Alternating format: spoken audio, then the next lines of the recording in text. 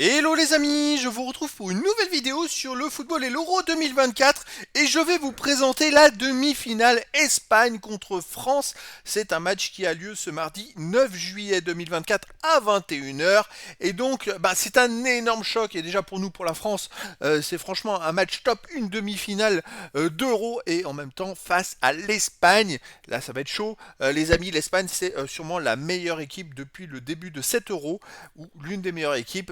Donc ça va être un match exceptionnel, donc on va revenir dans cette vidéo sur le parcours des deux équipes pour en arriver à ce stade de la compétition, on verra aussi les meilleurs buteurs, tous les buteurs pour ces deux équipes dans cette compétition, puis on enchaînera par les 10 derniers résultats, toutes compétitions confondues et les stats, et on terminera par les compositions d'équipes et tactiques éventuelles, ce qui nous permettra d'avoir une idée, une tendance à cette rencontre. Ça me permettra en même temps de vous proposer mon pronostic à ce match. D'ailleurs, si vous souhaitez, n'hésitez pas à mettre le score que vous pensez de cette rencontre en commentaire dans cette vidéo.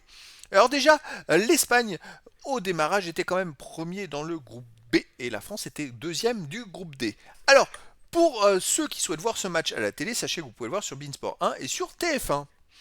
Donc le parcours de ces deux équipes. Pour en arriver là, donc l'Espagne avait fini premier du groupe B avec 9 points en 3 matchs. Ils ont fait 3 victoires, 5 buts marqués, aucun encaissé, plus 5 de différence de but. Un groupe très difficile puisqu'il y avait l'Italie, la Croatie et l'Albanie.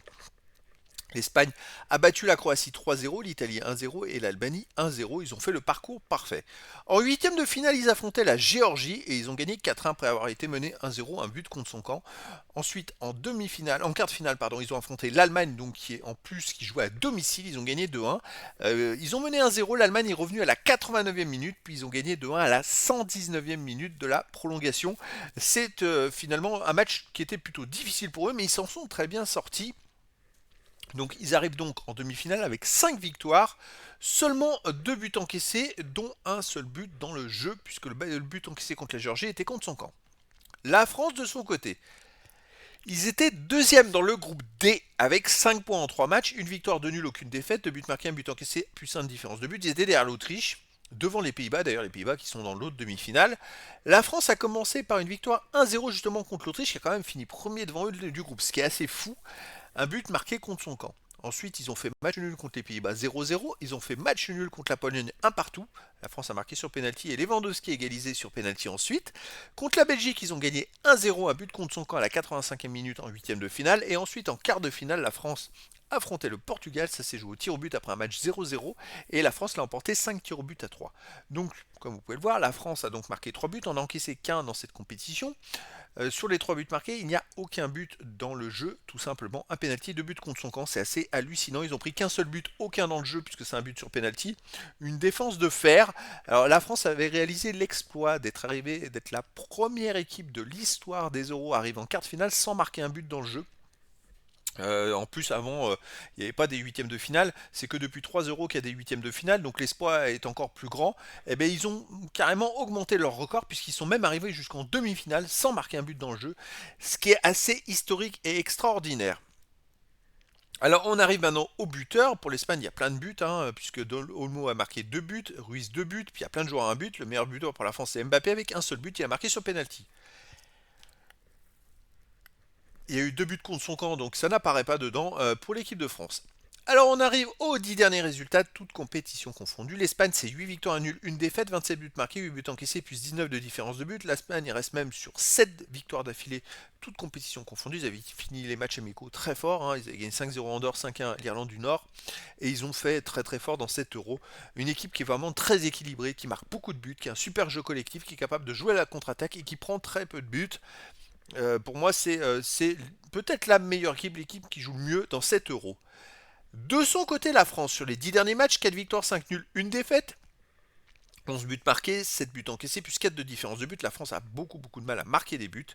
N'en encaisse pas beaucoup, mais bon, c'est pas terrible les résultats. Alors, ils sont invaincus sur les 8 derniers matchs, un peu comme l'Espagne, sauf qu'ils n'en ont pas gagné 8. Ils en ont gagné 5, ils ont fait 3 matchs nuls. A noter quand même que sur les 7 derniers matchs, ils n'ont encaissé qu'un seul but sur penalty. Ils n'ont pas encaissé de but dans le jeu. C'est vrai que ça, c'est quand même une sacrée performance. Mais bon, devant, c'est très compliqué. Mbappé, Griezmann, ils sont très fatigués, les joueurs. Les remplaçants n'apportent pas vraiment. Peut-être Barcola, mais il joue pas assez. En tout cas, la défense et les milieux de terrain, c'est très très bon. Mais face à l'Espagne, est-ce que ça peut suffire? Alors, Les compositions d'équipe et tactique. Pour l'Espagne, on aurait du 4-2-3-1, gardien Simon, défense Navas, Nacho, Laporte, Cucurella, milieu de terrain défensif Rodri Ruiz, milieu offensif Ailier. Yamal, Dani Olmo, Nico Williams, c'est attaquant. Morata, il y a quand même, je crois, 2 ou 3 joueurs suspendus, plus un blessé, donc Pedri qui ne peut pas jouer parce qu'il s'est blessé en quart de finale. Donc c'est quand même une équipe d'Espagne amoindrie qui va jouer contre la France. La France de son côté va jouer en 4-3-3 avec gardien Meunier en défense, Koundé, Upamecano, Saliba, Théo Hernandez, milieu de terrain Chouameni, Kanté, Rabiot ou Kamavinga, attaquant Griezmann ou Dembélé, Kolo Muani ou Thuram et Mbappé. Alors, vous voyez, l'équipe française, c'est l'équipe type quasiment. Bah, franchement, pour ma part, même si la France n'est pas très bonne, je dirais collectivement, ça joue très bien, en défense ça joue bien, mais elle n'a pas très bonne pour marquer des buts. Je pense que la France va gagner contre l'Espagne. C'est vrai que l'Espagne a des joueurs qui manquent, des créateurs qui manquent. Ils vont arriver avec je dirais un 11 majeur qui a un petit peu tourné. Donc moi je vois une victoire de la France. C'est pas possible qu'à un moment on finisse pas par marquer un but. Et je vois vraiment en plus des joueurs comme Griezmann qui joue en Espagne depuis très longtemps, qui est habitué à affronter les adversaires qu'il va rencontrer. C'est vrai que on a Kamavinga, Chouameni qui joue aussi au Real, qui ont cette habitude-là. Ils se connaissent. Donc moi, pour moi, Koundé qui joue à Barcelone, ça va hisser le niveau de jeu des Français. Mbappé qui vient de signer au Real Madrid. Bon, alors Carvajal s'est fait expulser, donc il jouera pas contre Mbappé. Je ne sais pas ce que ça aurait donné Carvajal contre Mbappé, les futurs coéquipiers. Ça aurait été quand même quelque chose d'assez exceptionnel. Carvajal s'est fait expulser en quart de finale à la fin du match et donc il sera suspendu. Ça aurait été un sacré duel, l'un contre l'autre. Donc, bah, écoutez, moi pour moi, l'équipe de France, pour moi, elle est favorite dans cette rencontre.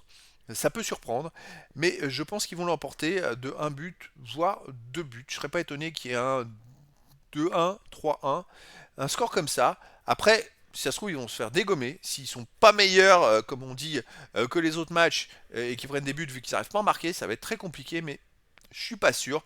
En tout cas, ça va être un match explosif, les amis, entre sûrement la meilleure équipe de cet Euro, l'Espagne, et donc l'équipe de France qui arrive presque par miracle en demi-finale.